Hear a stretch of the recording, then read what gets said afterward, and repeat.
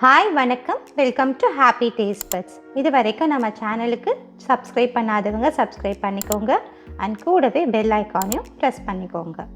இன்றைக்கி நாம் happy taste பட்ஸில் chicken 65 எப்படி பண்ணுறதுன்ட்டு பார்க்கலாம்.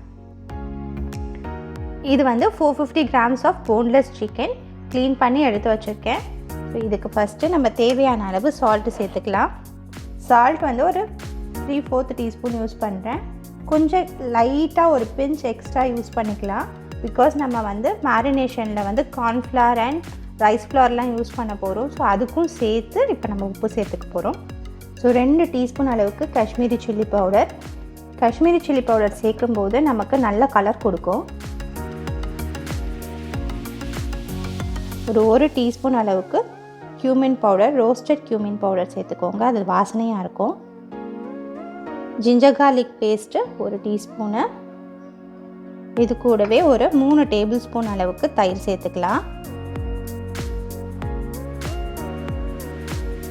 இதை நல்லா சிக்கன் கோட் ஆகிற அளவுக்கு இதை மிக்ஸ் பண்ணிக்கோங்க.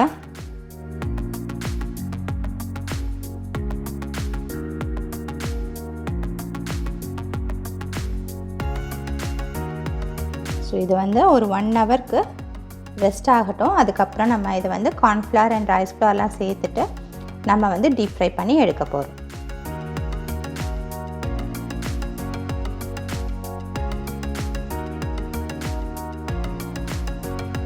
நான் இன்றைக்கி 2 ஹவர்ஸ் கிட்ட மேரினேட் பண்ணியிருக்கேன்.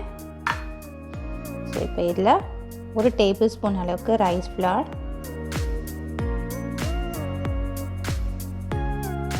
1 டேபிள் ஸ்பூன் அளவுக்கு கார்ன்ஃப்ளவர்,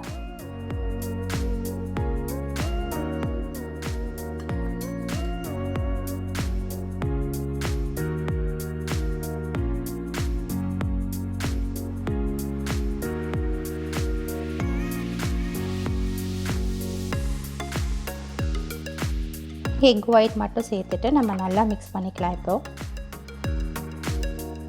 இதில் உங்களுக்கு கலர் தேவைப்பட்டால் ஆட் பண்ணிக்கோங்க, இட்ஸ் டோட்லி ஆப்ஷனல்.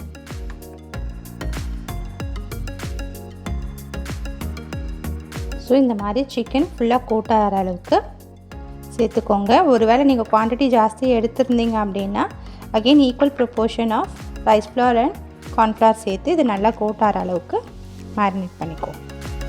இப்போ டீப் ஃப்ரையிங்க்கு ஆயில் வச்சாச்சு, இதை பொரித்து எடுத்துட வேண்டியது தான்.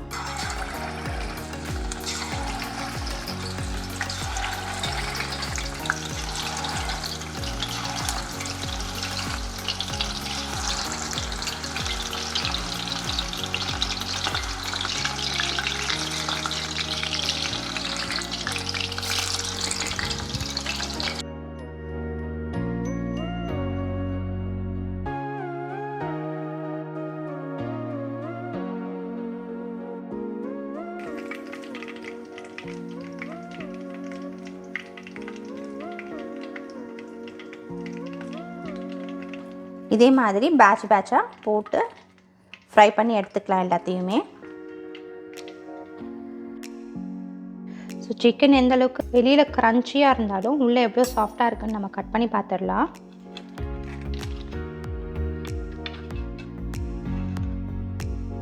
நல்லா ஜூஸியாக இருக்குது. கலர் நல்லா டார்க்காக கிடைக்கணும் அப்படின்னு சொல்லிட்டு ஓவர் குக் பண்ணாதீங்க. ஒரு 4 மினிட்ஸ் மேக்ஸிமம், அதுக்கு மேலே குக் பண்ண வேண்டாம், அதுக்குள்ளேயே ஃபுல்லாக குக் ஆகிடும்.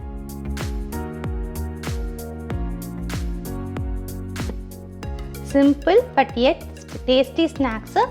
ரொம்ப ஈஸியாக நீங்கள் ஒன் டே பிஃபோர் கூட மேரினேட் பண்ணிவிட்டு இது செய்யலாம்.